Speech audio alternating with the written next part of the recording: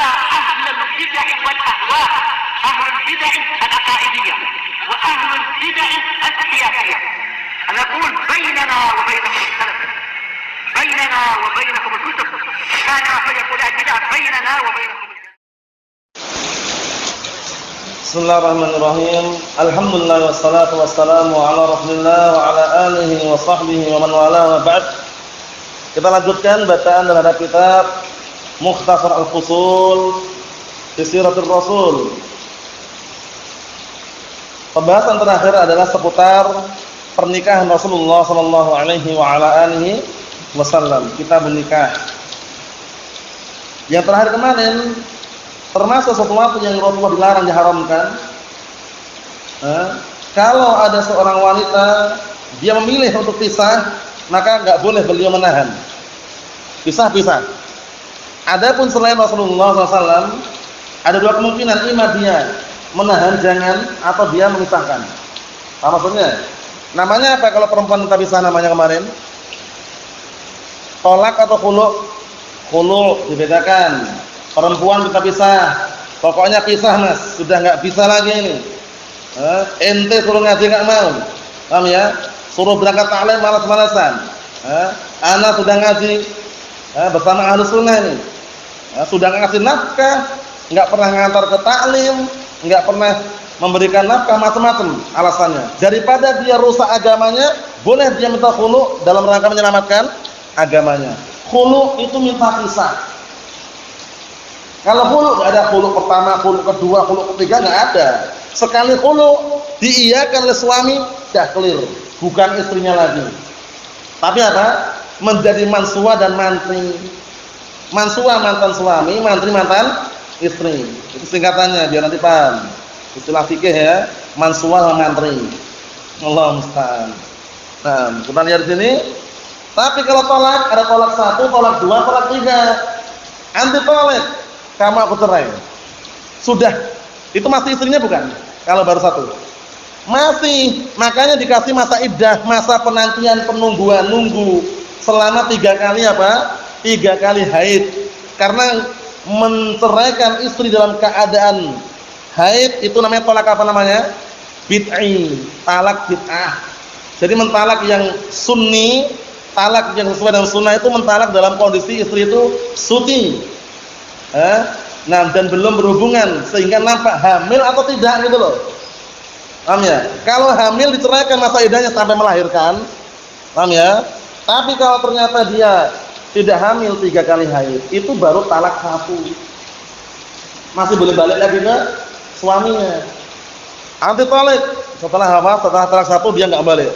Talak 2. 3 kali haid. Anti talak. Nah, yang ketiga ini mau enggak mau harus pisah. Sudah bukan suaminya, bukan istrinya lagi. Boleh enggak mansuwa mantan suami balik ke mantri mantan istri? Boleh dengan syarat istrinya dinikahi laki-laki lain, kemudian dinikahi oleh laki-laki lain, kemudian diceraikan oleh laki-laki lainnya, itu baru bisa balik ke suami yang pertama. Berat, paham ya? Jadi perceraian itu berat sebenarnya. Nah, barakallahu fiik. Jangan sampai suatu ketika nanti antum sudah berkeluarga kemudian bercerai tanpa sebab, jangan. Berat, barakallahu fiik. Nah, kita lihat sini al-qismus tsalits, pembagian ketiga. Ma ubiha lahu minan nikah duna ghairi, masyaallah. Perkara-perkara yang diperbolehkan untuk Rasulullah dalam masalah pernikahan bukan untuk yang lainnya. Jadi kalau untuk Rasulullah boleh, tapi kalau untuk yang lainnya enggak boleh. Apa itu? Yang pertama kita lihat mas'alatun mata salawatullahi wasallamuhu alaihi min tis'in niswatin wattafaqu ala ibahati tis'in, masyaallah. Rasulullah SAW meninggal dunia dalam keadaan meninggalkan 9 istri. Para ulama sepakat diperbolehkan menikah apa? Diperbolehkan menikahi 9 wanita. Khusus siapa ini? Rasulullah SAW. Adapun kita laki-laki dari kalangan umatnya, berapa paling maksimalnya? 4 saja. Fankihu ma taba lakum minan nisa masna wa thulatha wa ruba'. Nikahilah oleh kalian apa yang kalian inginkan dari para wanita, 2, 3, 4. Jangan lebih dari itu. Paham ya? Kalau enggak mampu bagaimana Ustaz? 1 saja. Garansi seumur hidup. Satu aja. Paham ya? Fa in khiftum alla ta'dilu fawahidah. Jika kalian khawatir enggak bisa berbuat adil, satu saja. Kalau pakai modal ala Allah boleh enggak Ustaz? Ada orang yang modelnya itu.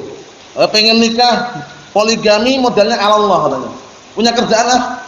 Kerjaan masih nganggur. Tapi kalau udah nikah ya ala Allah aja.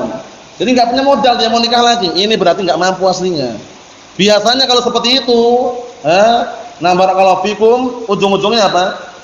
Enggak punya istri lagi nanti.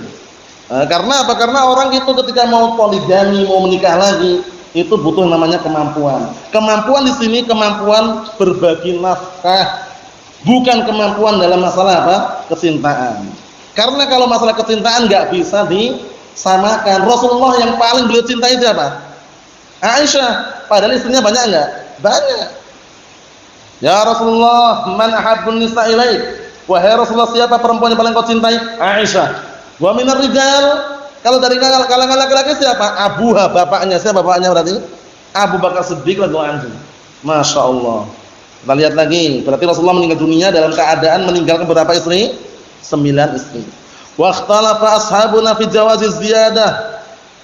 Kemudian ashabuna itu biasanya Hanabilah. Kalau Imam Nawawi ashabuna berarti Syafi'iyah. Dibedakan ya. Nah, barakallahu fi seperti itu. Dan ashabuna berbeda pendapat mengenai bolehnya lebih dari itu. Jadi kalau Rasulullah boleh enggak lebih dari 9? Fas-sahih, pendapatnya benar. Itu coret itu yang punya kitab itu, fas-sahih, pendapatnya benar. Annahu kana lahu dzalik, bahwasanya boleh. Halaman 102. Halaman 102. Nah, bagian atas itu. Fas-sahih, yang sahih annahu kana lahu dzalik, bahwasanya boleh lebih dari 9. Itu yang sahih. Jadi walaupun Rasulullah boleh menikah lebih dari 9 istri. Nah, wa dalilu ma fil Bukhari, dalilnya adalah apa? Dalam Sahih Bukhari, an Anas, dari hadis Anas, qala kana Rasulullah sallallahu alaihi wasallam yatufu ala nisa'i fi sa'atil wahidah min lailin aw naharin wa hunna 11. Dalilnya ini. Dahulu Rasulullah sallallahu alaihi wasallam keliling, nah barakallahu fikum, kepada para istrinya fi sa'atil wahidah, pada 1 jam. Bagian malam atau siang dalam kondisi istrinya 11. Paham ya? Kalau diberikan kekuatan ya, kita lihat kekuatannya bagaimana. Karena kekuatannya beda dengan manusia biasa seperti kita. Qila li Anas, dikatakan oleh Anas, hal kana yutiqu dzalik? Apakah Rasulullah mampu? 11 istri kemudian beliau berbagi dengan adil, apakah Rasulullah mampu? Qala kunna natahaddatsu annahu u'tiya quwwata 30 wa fi riwayah 40. Masyaallah, ini kekhususan ini ya. Nah, kemudian Anas berkata, kami dahulu berbincang-bincang bahwasanya ternyata beliau diberikan kekuatan seperti 30 orang. Masya Allah. Dalam riwayat yang lain 40 orang. Paham ya? Nah, umat Nabi Muhammad SAW dari kalangan umatnya dikasih kesempatan, dikasih barakallahu fikum, disyariatkan cuma 4. Ada orang diperbolehkan juga, tapi ada udurnya. Dia istrinya sampai 10. Paham ya? Atau kurang dari itu, 9 atau 8. Tapi apa? Tapi yang jadi ke dia satu tok. Nikah, cerai. Ada masalah, nikah lagi, cerai lagi. Ada masalah, nikah lagi, cerai lagi. Ada masalah. Berarti kan sempat istrinya sampai 8 atau 7. Tapi nikah, cerai. Yang jadi sama dia satu tok. Allahul musta'an. Jadi kalau orang menikah itu bukan tujuannya bercerai, tapi tujuannya untuk mewujudkan keluarga yang bagaimana? Sakinah, mawaddah, warahmah. Istilah bahasa Indonesianya apa? Romantis, harmonis, dinamis. Paham? Itu istilah bahasa Indonesia seperti itu. Paham ya? Nah, sakinah, mawaddah, warahmah. Romantis, dinamis, kemudian apa tadi? Satunya apa tadi? Harmonis. Jadi bukan untuk cerai gitu loh. Paham ya? Jadi diingat-ingat. Dan itu tidak akan terwujudkan kecuali kalau keluarga dibangun di atas apa? Al-Qur'an dan As-Sunnah. Nah, ambil dikit lagi ya.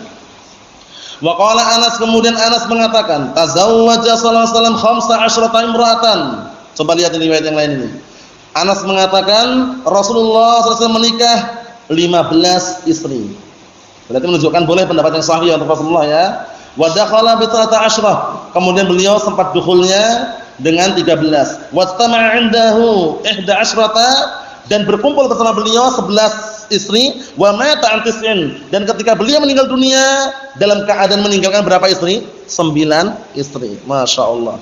Ini khusus untuk beliau ya. Kalau umatnya kembali ke dalam surat An-Nisa itu.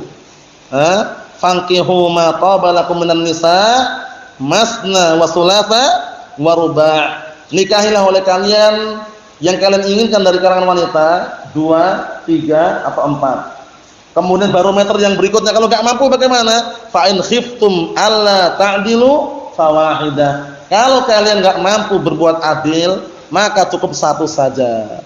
Paham ya? Karena kadang-kala ada orang yang barakallahu fikum dilihat cenderungnya ngasih nafkahnya pada istri yang baru. Istri yang lama yang sudah punya 10 anak itu, paham ya? Enggak dikasih nafkah.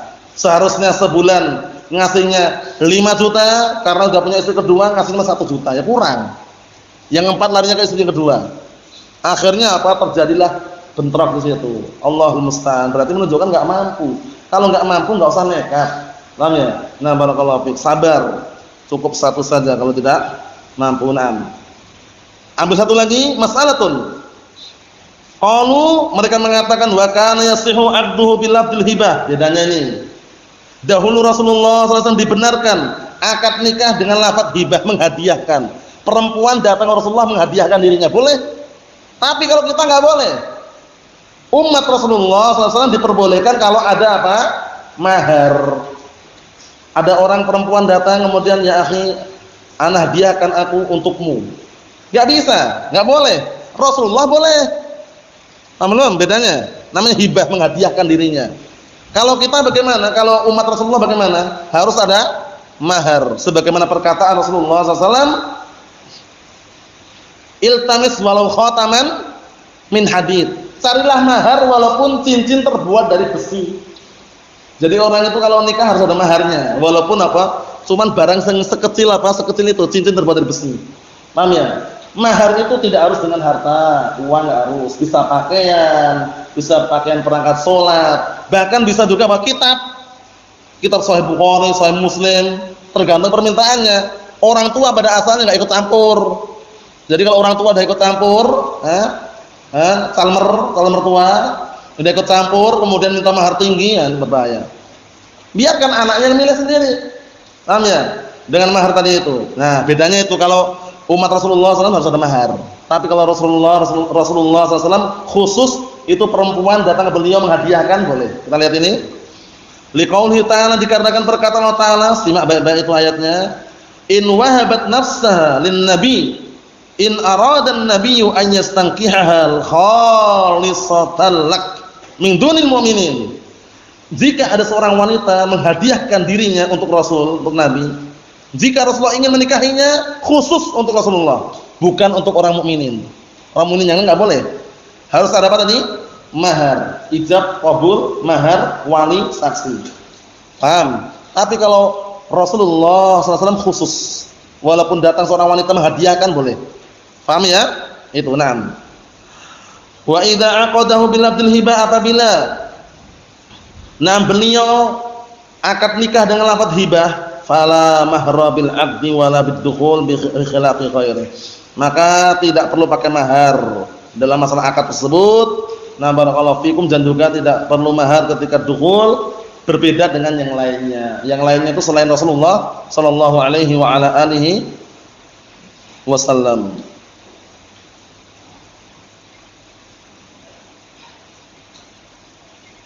Insyaallah kita pahami ya. Nah, Allah alam shawab, yang berikutnya insyaallah pada pertemuan yang akan datang. Nasallahu as-salamata wal afiyah walhamdulillahirabbil alamin.